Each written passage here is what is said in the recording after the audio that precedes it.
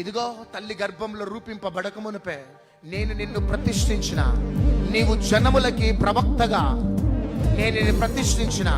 పెళ్లగించుటకును, విరగగొట్టుటకును, కట్టుటకును, నాటుటకును, పడద్రోయుటకును, నశింపచేయుటకును, రాజ్యముల మీద, జనుల మీద దేవుడు నాకు అధికారాన్ని ఇచ్చినాడు. నేను ఈ అధికారాన్ని వాడుకుంటున్నాను.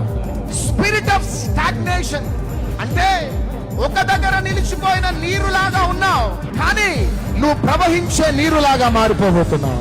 మోసే, నాకెందుకు మరపెడుతున్నావు? మోసే, సాగిపో.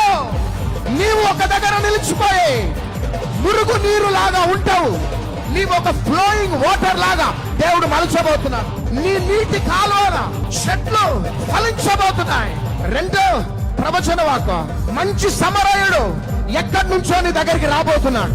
ఎందుకో నీకు సహాయం చేయడానికి మంచి సమరయుడు రాబోతున్నాడు. చేతుల పైకి చప్పట్లు కొట్టాలి. కొంతమంది డెస్టినీ హెల్పర్స్ వచ్చి నీకు, నీ కుటుంబానికి సహాయం చేయబోతున్నారు.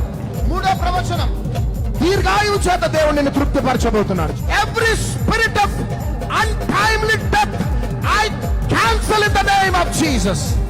యాక్సిడెంట్స్ నీ దగ్గరికి రావు, ప్రమాదాల నీ దగ్గరికి రావు. రోగాల నుంచి దేవుడు తప్పించబోతున్నాడు.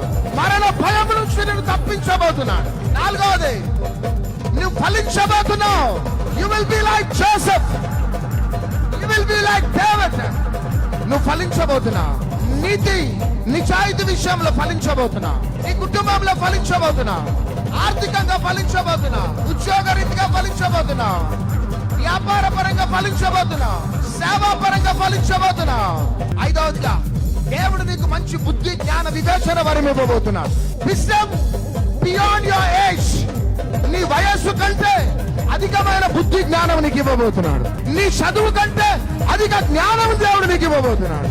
నీ ఫ్యామిలీ బ్యాక్గ్రౌండ్ కంటే అధిక జ్ఞానం నీకు ఇవ్వబోతున్నాడు. నువ్వు ఒక చిన్న స్కూల్లో చదువుకున్నా, నువ్వు ఒక దినమున ప్రపంచాన్ని గడగడలాడించే ఒక జాయింట్, ఒక లీడర్ ని కాబోతున్నాడు.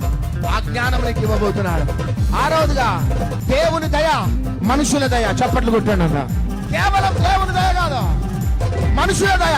సమయాన్ని చూడగానే దేవుని దయ, మనుషుల దయ. యేసుక్రీస్తు ప్రభుని చూడగానే దేవుని దయ, మనుషుల దయ.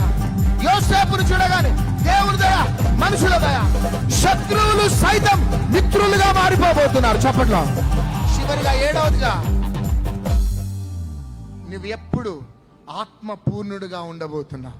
ఈ 7 ప్రవచన వాగ్దానాలు మీ జీవితంలో నెరవేరునుగాక.